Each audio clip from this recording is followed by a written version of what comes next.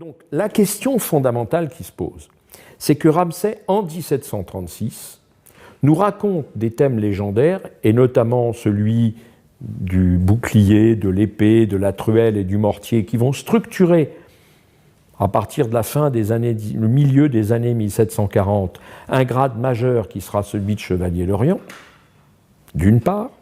D'autre part, et on le mentionne moins souvent, il parle du thème de la redécouverte d'un livre sacré dans une crypte sous les ruines du Temple. Mais cette fois, ça ne se passe plus ni sous Julien l'Apostat, ni lors de la reconstruction du Deuxième Temple, mais au moment des croisades. Or, ce thème, lui aussi, va être exploité dès les années 1740, et peut-être avant, dans des grades nouveaux, qui sont les grades d'Écossais. Donc la question qui est posée, et là, on sort de l'idée simple qui a été répétée après par des historiens de la fin du XVIIIe et du début du XIXe, par Torrey et par plein d'autres.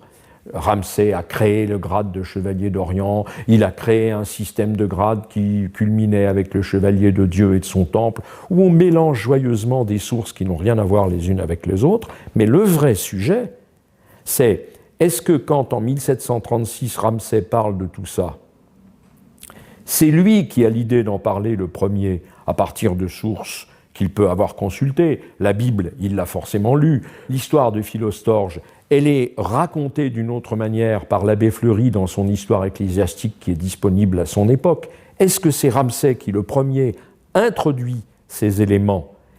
Et en raison du succès colossal du discours, on va construire des grades autour de cela, de sorte que Ramsay n'en est pas l'auteur délibéré, mais l'auteur involontaire.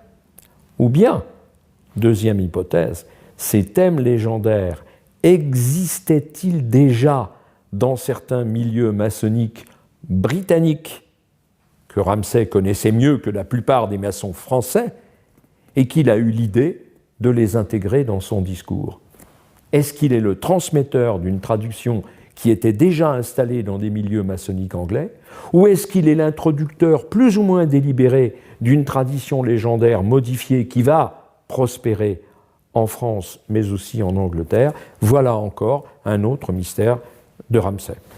Mystère que nous n'allons pas résoudre aujourd'hui, et nous invitons les spectateurs de Baglis à nous rejoindre pour une prochaine émission où en plus nous parlerons des sources culturelles et de l'œuvre littéraire et philosophique du chevalier de Ramsay qui a été, même si on l'ignore aujourd'hui, un auteur à succès. Donc à bientôt, au revoir.